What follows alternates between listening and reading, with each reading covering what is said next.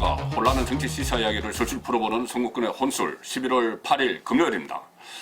금요일 하니까 뭐 생각나시는 거 없으신가요? 제가 이번 주 초부터 계속 이번 주가 조국 전 법무부 장관의 소환을 할 시점이다 이렇게 좀 말씀을 드렸었습니다. 왜 그러냐면은 다음 주 월요일 11월 11일이 되면은 부인 정경심 씨 지금 구속되어 있죠. 정경심 씨의 기소전 구속 기한 만료입니다. 그러니까 그때까지 11월이 지나면은 기소를 해야 됩니다. 재판에 넘겨야 되는데 지금 11가지 정경심 씨가 받고 있는 혐의 중에서 4가지가 조국 전 장관, 남편인 조국 전 장관과도 연루가 되어 있습니다. 그러니까는 기소장에, 공소장에 재판을 넘길 때 공범관계를 적시하기 위해서는 어쨌든 그 조국 전 장관을 소환을 해야 됩니다. 11월, 그러니까 다음 주 월요일 이전에.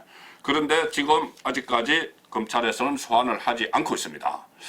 자, 물론 뭐 내일 모레 주말도 남아 있습니다. 뭐 중요 사건 피의자들은 간혹 그 주말에 소환을 하기도 하죠. 특히 토요일 같은 경우는 시문이 월요일 1월자 시문이 안 나오는 날이기 때문에 토요일에 많이 소환을 합니다.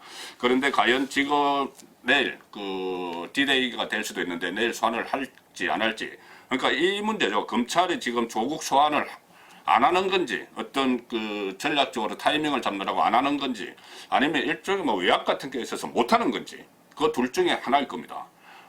일단은 조국 소환이 불가피한 정황들은 속속 드러나고 있죠.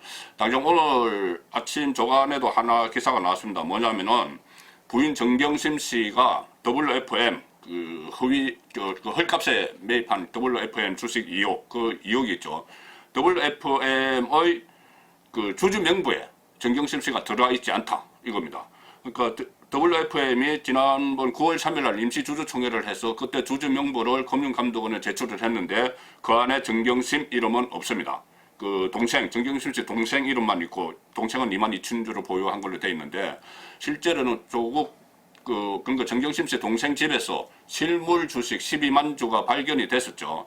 12만 주 중에서 7만 주는 지금 정경심 씨 걸로 그 의심이 되고 있습니다. 정경심 씨가 조국 전 장관이 민정수석에서 법무부 장관으로 지명됐을 때 그때 본인 집에 있던 7만 주를 동생 집으로 옮겼습니다. 그러니까는 그렇게 했는데도 정경심 씨 이름이 WFM에 없다고 그러면은, 주주명부에 없다고 그러면은 차명이죠.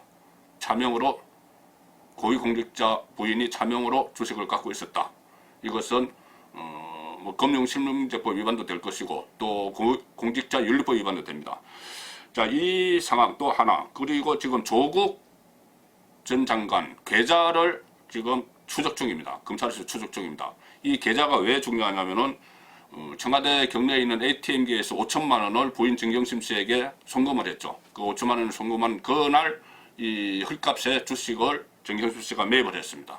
그러니까 이 헐값이 대가성이 있는 것이라면은 뇌물죄가 성립이 됩니다. 뇌물죄는 당시 민정수석으로서 막강한 권한을 가지고 있는 조국 수석에게 적용이 되겠죠. 뇌물죄가 적용이 될 수가 있습니다. 그 다음에 또 서울대에 있는 그 조국 전 장관의 연구실도 압수수색을 했습니다. 이 서울대 연구실은 자녀들의 그 허위 인턴 증명서 발급, 이것과 관련이 되어 있죠. 그래서 이렇게 차고 넘치는 정황들이 있습니다. 조국 소환이 불가피한 그 정황들이 있는데, 자, 일단 그 정경심 씨는 이 본인의 기소 전 그 구속기한 만료를 앞두고 상당히 수사를 방해합니다.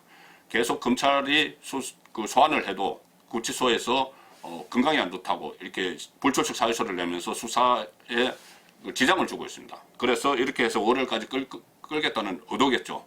그렇게 되면은 수사 전체가 지연이 되면서 조국 소환도 좀 뒤로 밀리든지 뭐 그렇게 되고 어쨌든 상당히 혼선을 빚게 되는 것이죠. 그렇게 이 조국 일가가 버티기를 하고 있는데, 자, 그렇다면 과연 검찰의 수사 의지는 어떨 것인가? 검찰, 윤석열, 특히 검찰 중에서도 윤석열 검찰총장의 수사 의지가 어떨 것인가, 이 문제입니다. 그런데 오늘 좀 중요한 일정이 하나 있습니다. 오늘 오후에 문재인 대통령이 그 당시에 지난번에 하려고 했다가 모친 상황 때문에 연기를 했죠. 뭐냐면은 반부패 정책협의회를 주재를 합니다.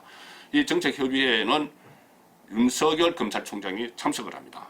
윤석열 검찰총장이 조국 사태 이후에 문재인 대통령과 처음으로 대면을 하는 그런 자리가 되겠죠. 거기서 문재인 대통령이 과연 어떤 말을 할지 이것이 관심인데, 아마 윤석열 총장 입장에서는 이 회의를 지나고 나서 조국 전 장관을 소환하려는 그런 계획을 갖고 있지 않느냐, 그렇게도 볼 수 있습니다.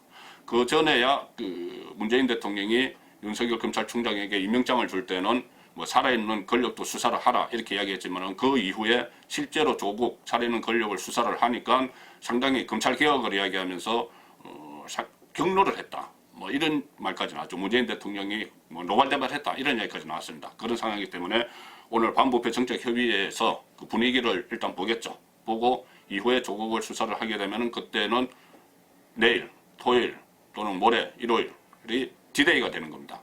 그런데 다만 하나, 윤석열 검찰총장이 초기에 절차대로 수사를 진행하겠다, 뭐 자구우면하지 않겠다 이렇게 이야기하면서 조국 일가를 수사했는데 그 초심이 그대로 살아있을까? 여기에 대해서 약간 회의적인 시각을 보이는 사람들도 있습니다. 조국 전 장관이 장관직에서 물러난 이후에 좀 수사 의지가 꺾인 거 아니냐, 그런 말들이 좀 나오고 있고, 또 한편으로는 그러니까 조국 소환을 안 하는 것이 아니고 못 하는 것이 아니냐 이런 말도 나옵니다. 청와대에서 워낙 강경하게 나오면서 검찰 개혁 이야기를 하니까는 또 못 하는 게 아니냐 이런 이야기가 나오고, 더구나 또 정치적으로 보는 쪽에서는 최근에 윤석열 검찰총장이 세월호 참사 특별수사단 설치를 지시를 했죠. 이 세월호 참사 특별수사단은 당시 법무부 장관이었던 한교안 또 한국당 대표를 겨냥한 거 아니냐 이런 정치적 해석이 나오는 상황입니다.